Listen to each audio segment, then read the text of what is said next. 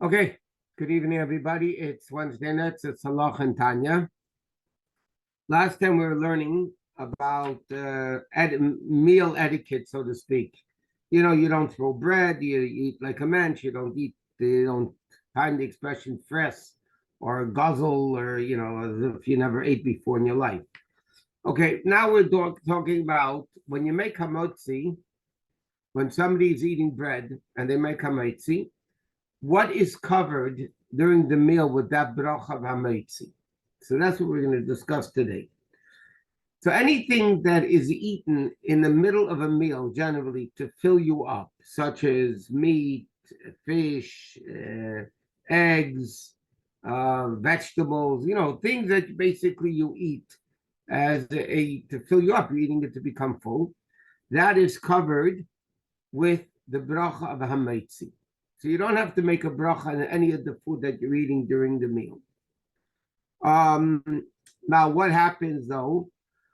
The same thing if you're drinking liquid, you don't make a bracha on the liquid. The only exception to this is if you're going to be drinking wine during the meal, not Shabbos, just, you're going to be drinking wine during the meal, have a cup of wine, going to a restaurant, whatever, and you're going to be having a cup of wine and you wash during the meal. And wine, you do make a bracha because wine is special. And therefore, even though it should be covered by the hamotzi, it's not, because of the prominence of wine. In fact, there's a different opinions. We're not getting to dessert yet. We get to, I know by some people the dessert is the main course, but we're going to get to the meal and then get to dessert. Some people say you have to make a bracha if you drink whiskey during the meal, but the halacha is we hold that we don't make a bracha of whiskey during the meal. So the only liquid that you would eat during the meal and make a drink during the meal, make a bracha, would be wine. Okay. Now, if what happens though if somebody drank wine before the meal? And they made a brei pri hagafen before the meal. Even though, and they knew that they're going to be drinking wine during the meal, then they do not need to make a bracha during the meal on brei pri hagafen, because it's covered by the hagafen that you drank before the meal. I'll give you a simple example of this where it could be very practical. Everybody heard Kiddush in Shul. You're in Shul Shabbos afternoon, you heard Kiddush, everybody was here to Kiddush, but you're coming home to eat your meal. So some people, for whatever reason it is, they like to make Kiddush again, at the table. This just the brei pri hagafen. It's not a big deal. So they'll make a brei pri hagafen Kiddush, and then they'll go wash for hamotzi. So because you drank wine before the meal, you don't make a brei pri hagafen if you're drinking wine during the meal, because it's covered already. The same thing if you make Kiddush on a Friday night, the Shabbos day, and you already made a brei pri hagafen before you wash for hamotzi. So then the din is you don't have to make a brei pri hagafen if you're drinking wine during the meal, because it's covered with the brei pri hagafen that you made before the meal. Now, what happens if somebody wants to eat, and this is a very practical case. What happens if somebody is going to be eating fruits during the meal, not as dessert? They're going to be eating fruits. I'll give you an example. You're having shalosh this, and this way it's practical. You're having shalosh this, and they have some fruit on the table. And in the middle of the meal, you're not this dessert, you're still in the middle of the meal, but you're going to have some fruit. The din is fruit, because fruit is not eaten normally to fill you up.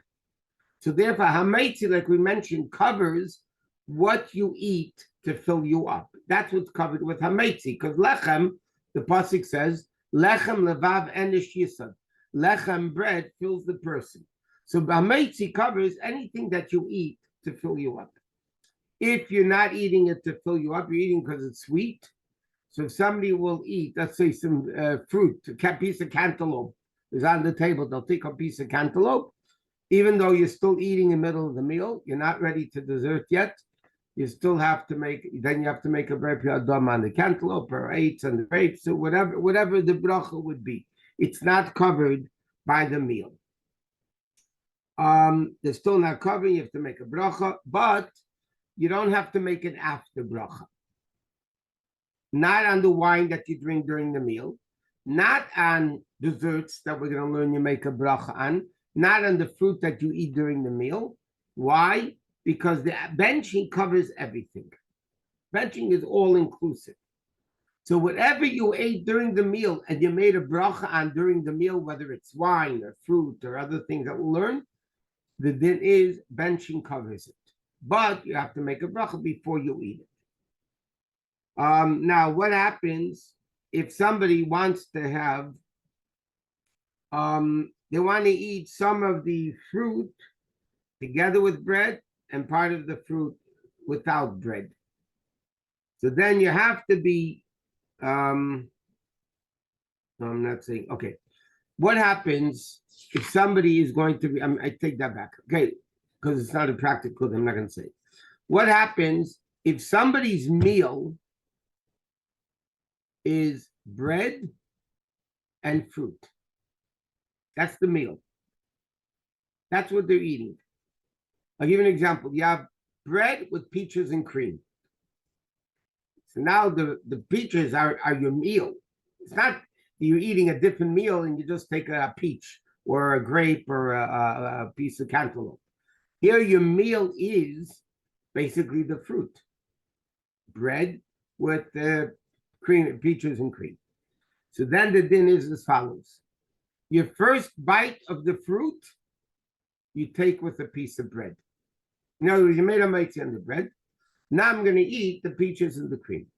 So the first bite of the peaches with the cream, you eat together with the piece of bread. Then it covers it all completely, that even if you eat the peaches and cream later without bread, you don't have to make a bracha on it, because that is your meal. You started eating it with the piece of bread, and therefore it's completely covered. You don't have to make a new bracha on it. Now, what is with dessert? Okay, do you make a bracha on dessert? So generally speaking, the answer is that you do. Let's say you have fruit dessert, compote, applesauce, whatever it may be. You make a bracha on it. You have cake, you have ice cream, you make a bracha on the ice cream. Because it's not, you're not eating it as part of the meal to fill you up. It's because it tastes good at the end of the meal. What happens though if a person has a piece of cake for dessert? So in Shulchan Aruch it says the following. If you're eating the cake because you're still hungry, then you do not make a bracha on the cake. Because you're still hungry. Cake is something that fills you up, and you're still hungry, and you're eating the cake not because it's a 7-layer cake or whatever. You're eating cake because you're still hungry and you're eating the piece of cake. So then it becomes part of the meal. And if it becomes part of the meal, then you don't have to make a mitzvah on it because it's part of the meal. What happens if you're not eating it because you're hungry? You're not hungry anymore. But like I said, it's a 7-layer cake, it's a cream cake, whatever. So then because you're not eating it to fill you up because you're not hungry, then halachically you would make a bracha on the cake. Now there's 2 more details in this din. But what happens if the cake is made with a thick dough, but instead of water, it's cake? It's juice, I'm sorry. We learned before, if you make a cake, not a pourable batter, like sponge cake. What happens if somebody takes a Danish, okay? Now, a Danish is made, you need dough. It's a thick dough. It's not pourable batter. It's a thick dough, but it's made with juice instead of water. So we learned if it's flour and water and it's baked, it's amazing. If it's flour and juice and it's baked, then it's mezainis. That's the custom in the world. But if it, in this case, because there are opinions that hold that a thick batter and flour is really hametzi. Now we don't paskin like that, but because there are opinions that say pasa babikissin is called, it means bread that was made with juice instead of water, but it's a thick batter, then you don't make a bracha on that cake. Why? Because according to many opinions, it's hametzi. Okay, so let's just summarize it again. If you eat cake for dessert, if you're still hungry and that's why you're eating the cake, you don't make hametzi. If you're full and you're eating it because it tastes good, halachically, you do make a bracha on the cake. Because then you're not eating it to fill you up. You're eating it as a delicacy. What happens though if it's like a Danish or a thick batter? So then you would not make a bracha anyway, even if you're eating it for the enjoyment. Some people, by the way, have a minute that when they have cake, because of all these various different issues, do you make a bracha on it? Don't you make a bracha on it? So what many people will do, seriously, they'll bench and then they'll eat the piece of cake. So then there's no question. They benched, meal is over. Now there's a new thing. They're eating a piece of cake. You make a mezenas on the cake. Most people don't do that. Most people, again, and there's a expression Chassidim used to say, but that's not necessarily true for everybody. Chassidim, generally speaking, did not make a bracha on cake at the end of the meal, and the reason why, because Chassidim didn't eat food for the delicacy of it. They ate food because you need to eat.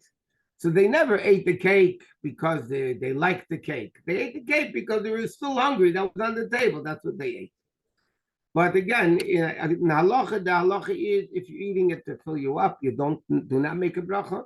If you're eating it because it tastes good, delicacy, you do make a bracha. But if it's a cake that was a thick batter made with flour and juice, you also don't make a bracha on the cake at the end of the meal. But all the other things that you do, you would make a bracha, even if, let's say, was a person at the end the meal drinks a cup of tea or coffee. So there are different opinions in that, but the Rebbe says you do not make a bracha on tea or coffee at the end of the meal. So bottom line is, the only liquid that you would make a bracha during the meal is wine or grape juice. That's the only liquid that you would make. Now, if you eat fruit during the meal or anything that's not eaten to fill you up during the meal, you would make a bracha. If your meal consists of bread and fruit, like we said, peaches and cream or whatever, so then they make sure to take the first bite together with a piece of bread, and then you don't make a bracha on it because it's covered as far as the meal. Okay, that's these dinim. They're not so complicated, by the way. Generally speaking, there's another din I need to mention. It's very important. If somebody is planning to wash for food, wash hametz, for bread, but before the meal, they took a snack. They took a snack before the meal, whatever the snack may be. The din is, you must make, if you ate enough, if you ate an ounce of kazayas, you must make an after bracha on the snack before you wash for hametzi. Because you ate it before you wash for hametzi, so then benching is not going to cover it. In other words, if somebody had a snack, let's say fruit, an apple, they ate an apple before they were going to go wash for bread. They ate an apple, and they're supposed to make an after bracha on the apple before they wash, but they didn't. And in the middle of the meal, they realized, I ate an apple and I didn't make an after bracha. The din is, in the middle of the meal, you have to make an after bracha, because benching is not going to cover it. Even if you benched at the end of the meal and you realize you ate the apple, you have to make an after bracha on the apple. Why? Because what you eat before the meal is not covered during the meal. Now, what happens if somebody drinks wine before the meal? Then it is included in the benching at the end. Or if somebody is eating food before the meal, they're eating it, which is questionable today what the definition of that is. But if somebody eats before the meal, it's called lifteach pnei ma'ayin, to open up the stomach. In English, it's called an appetizer. You're eating it as an appetizer that you should have an appetite for the meal. Then it's part of the meal. Then you don't have to make an after bracha on it. But the question is today, what do you mean they're eating it as an appetizer? I mean, today you eat because you're hungry, you eat it. I mean, I don't know. But if the halacha is like follows, if you eat something before the meal and you're eating it as an appetizer, the only reason you're eating it is to open the stomach, so to speak, to have an appetite, then it's part of the meal, then you don't have to make an after bracha. But if you're not eating as an appetizer, you're just eating because you're hungry and you like it, so then you would have to make an after bracha before the meal. That's as far as dinim. Next dinim in Ketzer Shulchan Aruch is what's called mayim achreinim and berachos hamazon. Mayim achreinim means after water, and berachos hamazon means benching, grace after meal. So let me just say an interesting concept. Some people do it today, some people don't do it today. When concerning a meal, in Gemara, in halacha, it's discussed 3 waters, 3 washings. One is mayim rishonim, the first water that you wash for bread. Okay, you're going to eat bread, you have to wash. That's called mayim rishonim, the first waters. Then you have mayim emtsoim, the middle waters. Now that's not done too much today for a very obvious reason I'll mention. What is mayim emtsoim? When you finish eating the fish, and then you're going to go to the meat course, because eating fish and meat is a sakana, halacha says is a danger, and therefore you need to eat and drink something we learned between eating fish and meat. And according to many opinions, you have to do both. You have to drink something to rinse your mouth, and you have to eat something between fish and meat. But in halacha it says you also have to wash your hands between the meat and the fish and the meat. Why? Because it's dangerous to eat together. If your hands are dirty with fish, and then you're going to be touching a piece of meat, so then you're going to be mixing fish and meat. The reason why, and it's mentioned in Shulchan Aruch, in Gemara, it's discussed all over the place. The reason why most people don't do this today is because we don't eat with our hands. I hope. You don't eat with your hands today. Today we eat with forks and knives and spoons, so we're not actually touching the food. Our hands are not becoming full of fish that we're going to touch the meat with it. So we're not going to do that. So therefore, people don't wash their hands between the fish and the meat. But just for the record, if somebody doesn't have forks and knives or spoons, or they just like to eat with their hands, and they take a piece of herring with their hand and put it into the mouth, and then they're going to take a piece of meat, a piece of deli, and eat it also with their hands, according to halacha, you must wash it. You wash your hand, no bracha. You have to wash your hands, no bracha. There is no bracha. You just wash your hands just to make sure there's no fish on your hands when you go eat the meat. That's the second. It's called mayim emtsoim, the middle water, because it's in the middle of the meal. Then you have what's called mayim achreinim. Mayim achreinim literally means the end waters. Achreinim is acher, the last or the end. Mayim achreinim in the time of the Gemara was mandatory. You notice people before benching, they wash their fingertips. What's the origin?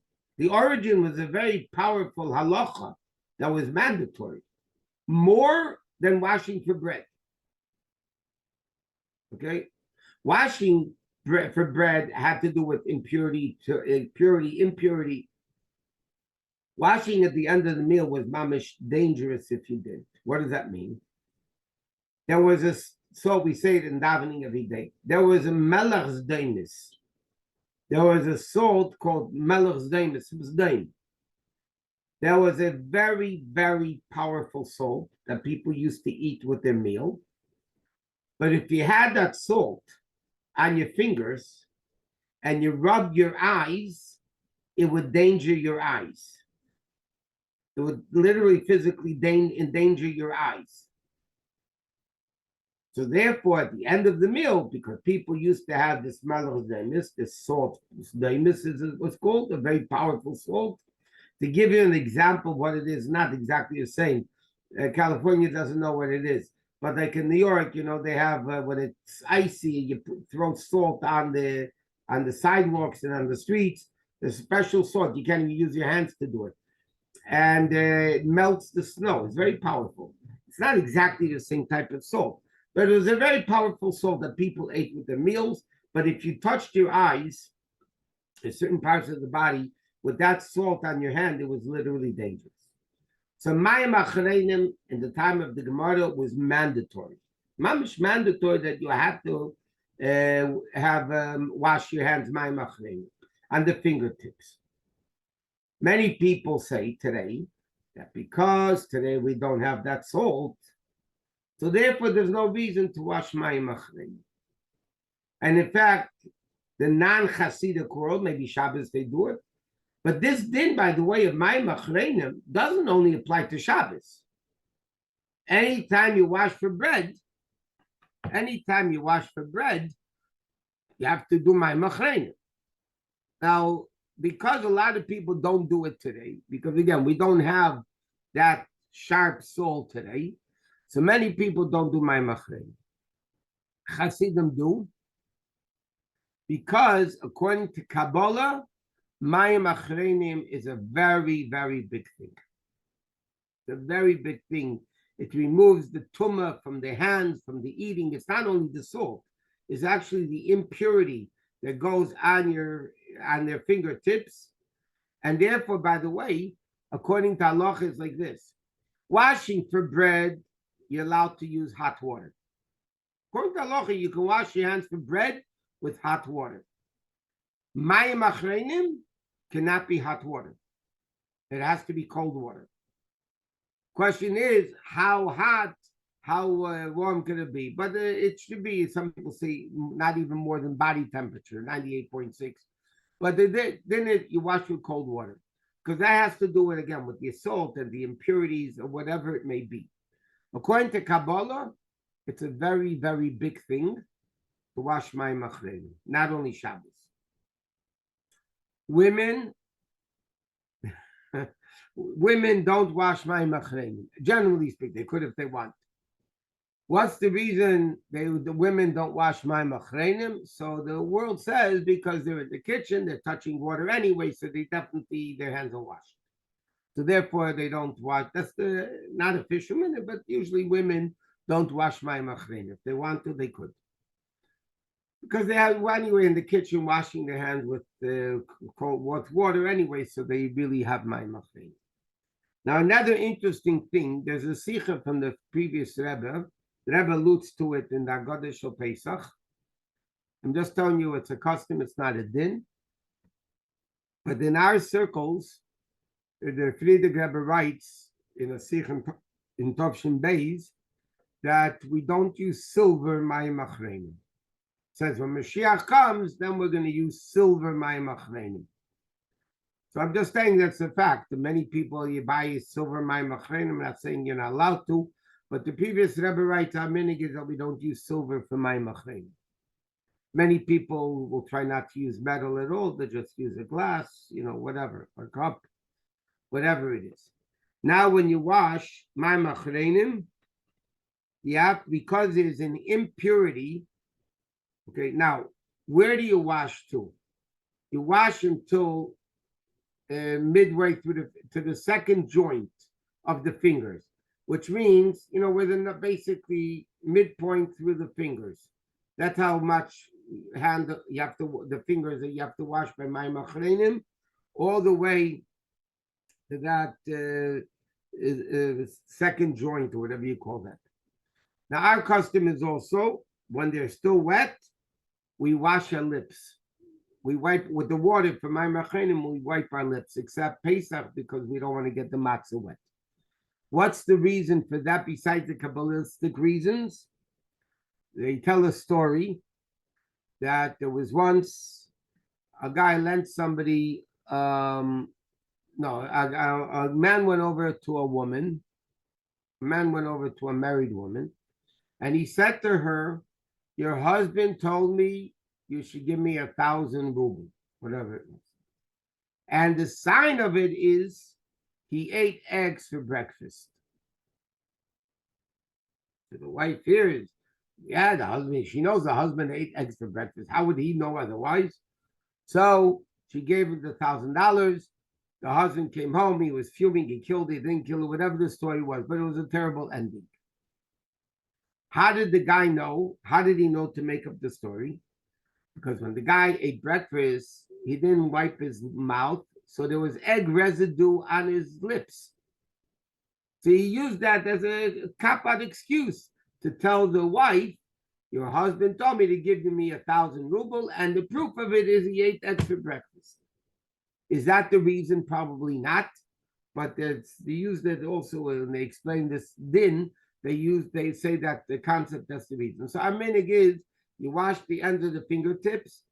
We wash when the hand is still wet. We wash off our lips, and then we get ready for benching. Okay. Now, when you wash my machrenim, you don't wash it on the floor where people step. There's tum in the water. It's similar, by the way, to negelwasser. In the morning, we learned when you wash negelwasser, when you wake up, you don't pour it on the floor. You don't pour it in a place where people walk. You don't pour it over food. There's an evil spirit, ruach tuma, on the water that we wash negelwasser in the morning when we wake up. The same thing, there's a ruach tuma, there's an impure spirit on my machrenim.